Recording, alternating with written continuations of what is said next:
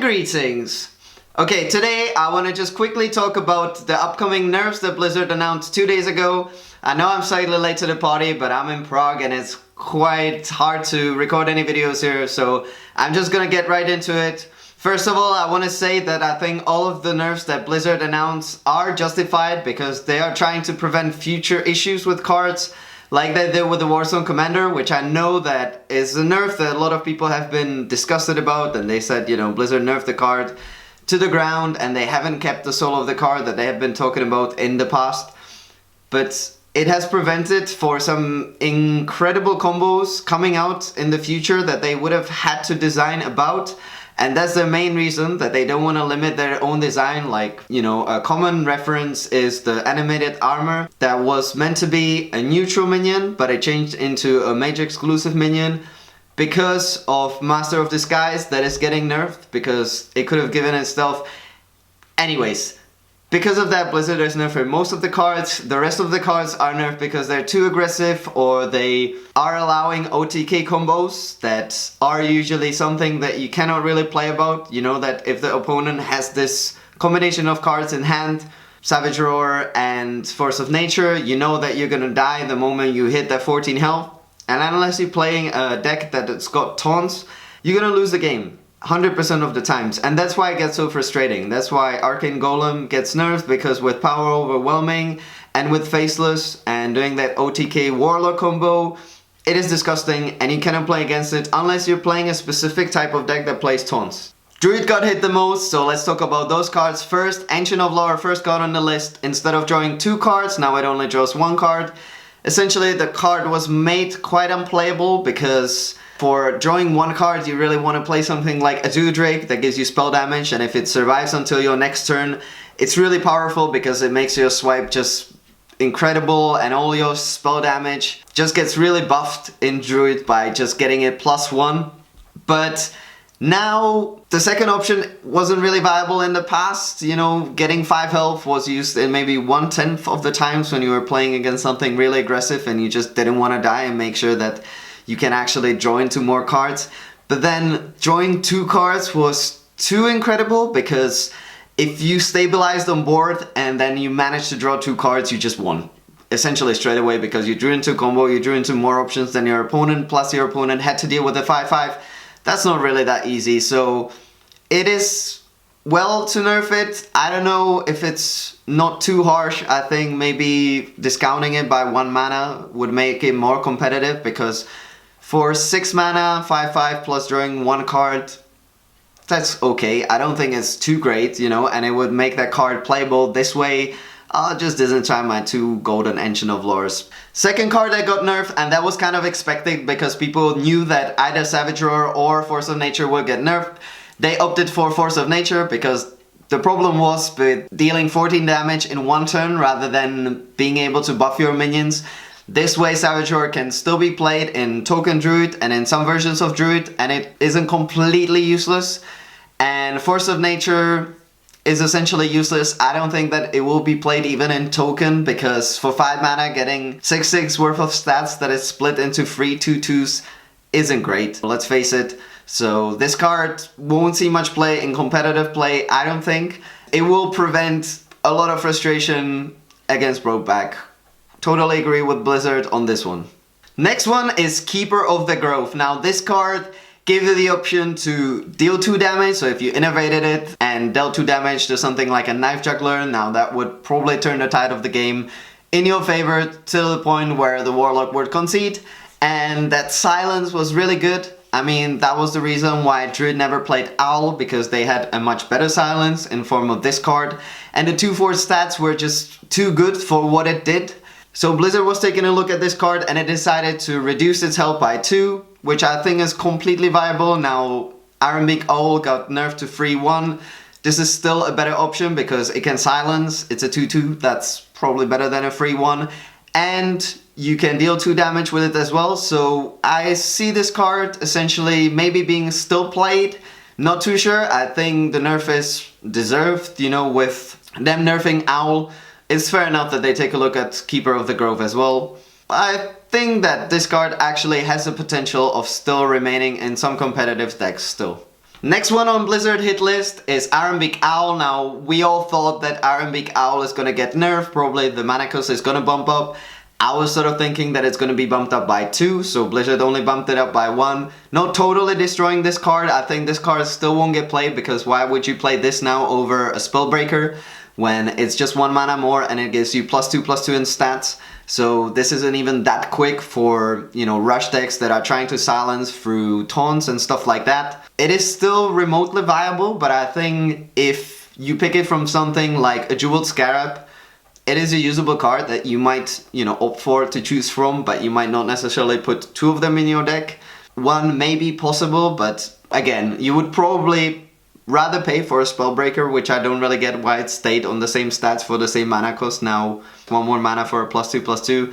So Owl, you're still a beast. Next one is Big Game Hunter. Now this was probably the most expected nerf out of them all. Big Game Hunter is being buffed in mana cost, or nerfed in mana cost, whatever you want to call it, by 2 mana. So now it costs 5, and it still does the same effect, but it's a lot slower, and it is sort of comparable to other removal options. If you did play it before, it was really uneven, because you played something for 7, 8, 9, 10 mana, and then you would remove it for something for 3 mana, and you would get that body on board. Now the body is really terrible for the cost, whereas before it wasn't that bad. I can still see it being played. If big minions are gonna be played regularly in the meta, you might want to play 2 hard removals and 1 of these. If they will be specific minions, there will be over 7 attack, and they will be played in every deck or in a lot of decks, like Dr. Boom was. I'm not sure about which these minions might be, but I wouldn't be disregarding Big Game Hunter just yet. It's just more expensive, but it is still a great card. If you kill a card with it and put it on the board, it is still better than an Assassinate, because that kills the minion and doesn't give you a 4/2 on board. So next duo of cards are the ones that people were probably expecting the least to get nerfed. First one of them is Hunter's Mark. They got nerfed from costing 0 mana to costing 1 mana, and Hunter's Mark wasn't really that problematic in my eyes, but it is essentially fair to nerf it to 1 mana, because take a look at Soulfire, that essentially with nothing in hand would deal 4 damage for 0 mana, and you could just play it as the last card in your hand, essentially for when you had no mana, and that would be really, really unfair in a way. So now buffing it to 1 mana cost, I think it's still great. It is comparable to something like an Execute, and it will probably still be played in Aggressive Hunter. They just will slow down just a slight bit by it. Now the next one is probably the most controversial one, because rogues are always very vocal about getting shafted. And I think this is one of the cases, because they're already losing Oil, which made a very good archetype that essentially now will disappear. And Blade Fury won't be usable in the same way, because it will only affect minions rather than the opponent, so you cannot just deadly poison into attack and Blade Flurry for finishing. And I think that's okay. I think that this card preventing Blizzard from creating stronger weapons and some weapon buffs that could become too overpowered, you know, dealing 7 damage to the entire board and the face for playing 2 mana on a weapon that's already developed and attacked once or a couple of times in terms of something like Assassin Blade isn't really fair when you look at it objectively. It is quite strong. So I think bumping it by 2 mana is fair, and removing the effect is okay. It might seem a bit harsh, maybe it could have cost 3 mana. But again, I think rogues will still be doing quite well with the departure of all those Death Rattle minions that they don't really have to worry about now. So essentially what they hit will die. There will be some Death Rattle minions, but not as much that we had just now. So I think they'll do just fine. Next 2 cards that they're nerfing are very strong aggro tools, and people were kind of anticipating it because they dropped those names along the lines.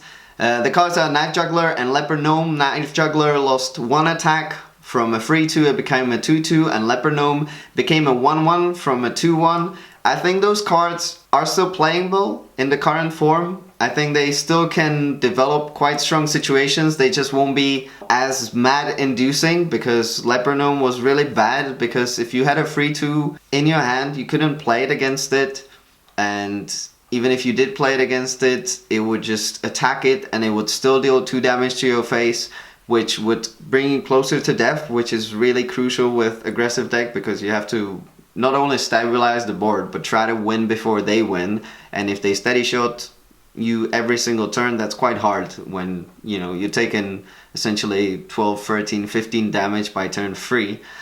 That's hard to stabilize with. So I think that Leper Gnome is deservedly nerfed. I think that if they wanted to kill Knife Juggler, they would have made it a 1-2, so I think making it a 2-2 is fine as well, and I'm very happy about those nerfs, you know. Knife Juggler won't be as much of a BS without Implosion and without Muster of Battle, but there's still a couple of cards that can make this card quite bullshit. So I'm happy with this nerf, definitely, because I want to be able to play a bit of more control.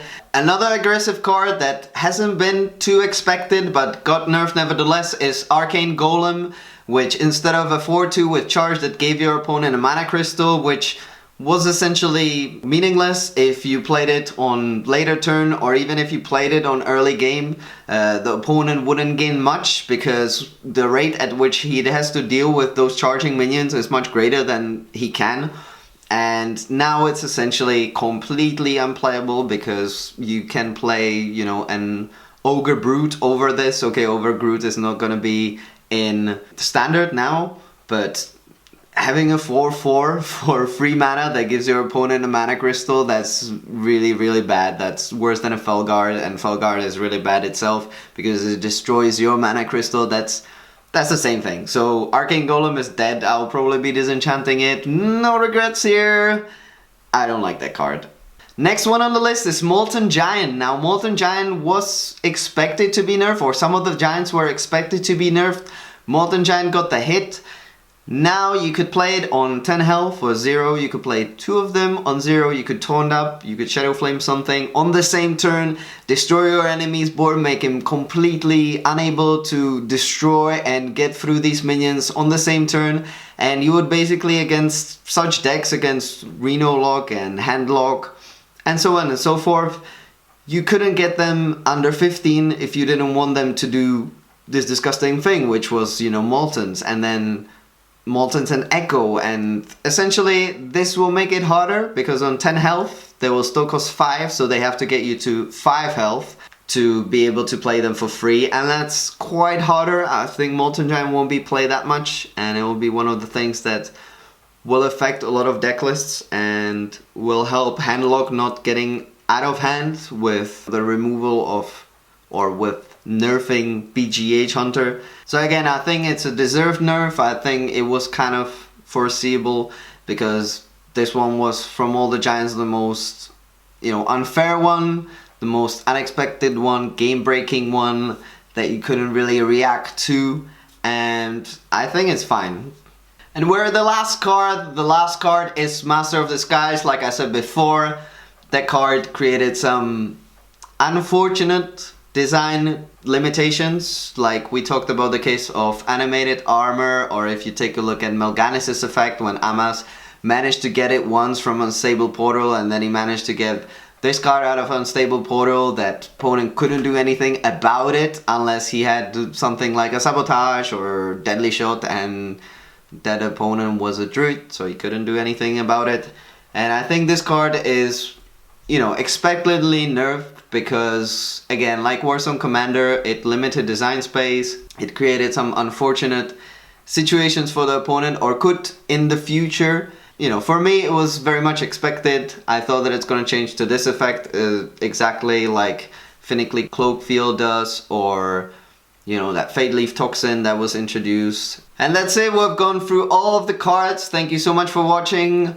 I wanted to share my opinions because I think everyone's opinion is going to be slightly different. Everyone's got their favorites and their opinions on how they treated their favorite cards. I don't really have any favorite cards from these, so I think that my opinion is quite objective. But your opinions might be different. Let me know about those in the comment section below. That being said, thank you so much for watching, guys. Please like this video if you enjoyed it and subscribe to my channel if you want to see more about Hearthstone and other stuff. And until I see you guys next time, bye! Take care!